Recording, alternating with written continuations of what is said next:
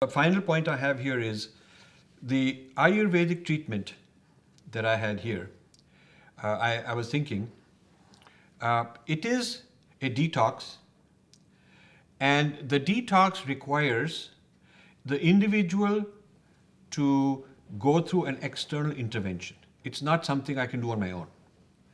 Even if, as was explained to us, even if the person is living the right lifestyle, the right diet and everything, you still need to go periodically for this detox, because you will accumulate some toxins, some debris, some unwanted things over time, just the process of living. So the organism keeps building it up and should come once in a while to get detoxed. And this detox requires force. It requires some force. I mean, after all, the first step is ghee, which goes to all the different tissues and dissolves the toxins. So this ghee which dissolves the toxins, then through massage and through various force has to be moved into the toxins have to then be moved to the bloodstream. And then through more actions, the third stage, more actions, it has to be pulled out into the digestive tract and excreted. So this kind of a process of removing toxins is systematic, scientific, and that's what Ayurvedic.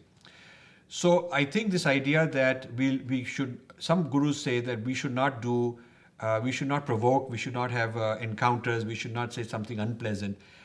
I have a problem with that, because Ayurveda at the individual level is doing that. We are not saying just eat sattvic food and you will be fine. We are having to intervene.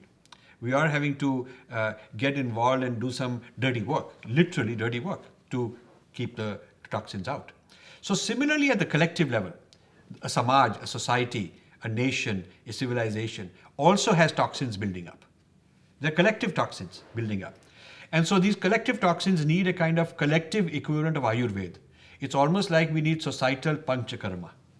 We need panchakarma for the society. Like this panchakarma for one individual. There needs to be some kind of a system, a process, so that society, once in a while, there can be an intervention to get rid of greed and get rid of corruption and get rid of violence. How do you suggest that can happen? This is the area I'm looking at and I'm working at, and I feel that we have to face it. That like we do the dirty work for the individual because it is good to keep them clean. So there is a society level. So I would not say it is dirty work. It's a good work. It is good work. To get rid of the dirt, yes, or impurities or toxins, yes, built into the system of a body, yes, or a samaj, yes, or society. Yes, it's like the trash pickup in society are doing very important work. Right. Because they're removing the dirt which you don't need, but somebody has to do it, and they're providing a seva. So this at the emotional level of society, violence, hatred, also needs to be taken care of through education, through responsible governance, so through litigation of people who are criminals. So because that's like taking the toxins out. That's like dissolving the toxins. If there are crooks who are like toxins, they need to be taken care of. So how do you feel? Some gurus would rather be sort of just passive and just do the positive things, which is fine. That is important. They choose not to be involved in the detox of society.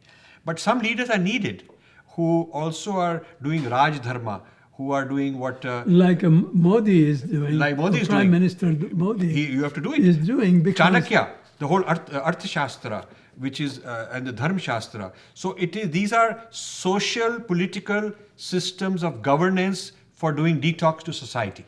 So do you accept that like Ayurveda for the individual, we need some kind of panchakarma type system for society also, which involves doing interventions and with force? That is precisely what I am doing, okay. But in a group of people who come, how to change their life, because this takes individual motivation to change their pre-programmed past, which comes from their society. So it is very difficult to do, let's say 10,000 people of this New Jersey community and detox them. There is no such thing. It is impossible. So, but if they will come to a guru and they will listen to the teachings of the guru, and if it is taught at a consciousness level where each person embodies the power of changing themselves, so each person at a time works out at a group at the same time. So, as a closing thought, because this is an amazing new insights, so many have come out thanks to you. As a closing thought, what I want to say is each individual first has to go through their own detox personally before you can go about doing it for others. Each person has to do this whole prana yoga for themselves. Each person must find a guru or find a master, follow it, do it properly, and make sure all the mechanisms are there to prevent the U-turn, to prevent the ego taking over, hijacking the progress you've made. No, that's where the initial training has to be such Yes. that they purify their ego mind so they do not do the turnaround So and try to do it for the ego mind purpose. Yes. So when you're back from training into quote real life, parachuted back into your society or your normal place, Yeah. You will have all these temptations. You will have fears. You will have people intimidating you, some people making fun, some people giving you offers. But the purer your actual training has been, the more resilient you are to resist all that. Right. So if you have enough individuals trained this way, enough individuals purified this way, then the collective can be benefited also. So yes. it's a bottom up. Individuals have to be purified, because if people who have not been trained in yoga, not been gone through this spiritual training, were to take leadership in the name of trying to fix up society, then you'll end up with worse problems. Right. Because then to do it on a larger scale, on a level of the different societies in the whole country, you cannot do that level.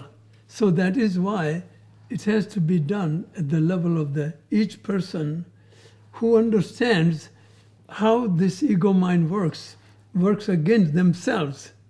So, but government can do, social workers can try to do by bringing the law, by making law and making immigration laws, by making what you call the economic laws, and business laws, and education. And education. Education is very important. And they are trying to change it at a large scale. Yes. That can be done, that should be done. That is why we have developed democracy.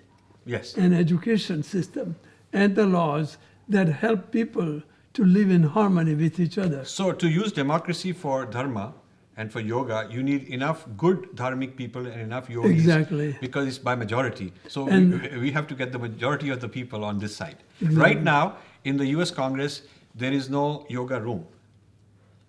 Hillary Clinton and all these people, both from the Democrats and the Republicans, they have a Christian coalition.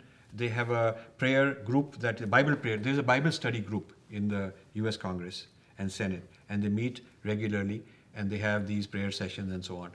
And I asked my local congressman and senator, why don't you have a similar yoga movement? And they felt there is no... No, but it is moving towards it when Modi turned right away so many nations to come into yoga. Yes. So I feel like we are India moving towards it because these people have been practicing Christianity and it's a majority. But yoga is coming in step by step. But you see, the interesting thing is... Where people know it from their intuitive knowing that it works. Yeah, but it's very interesting. Local congressman in New Jersey, whom I got to know, his wife goes to the yoga center. He is very sympathetic, doesn't go. Maybe he's afraid that somebody will find him there and make a scandal out of it. Oh, you've gone to this yoga center. Right. His wife is really totally into this. He, in the US Congress, will not raise this issue. So I think we have reached a certain level of grassroots awareness. It needs to go to a higher level.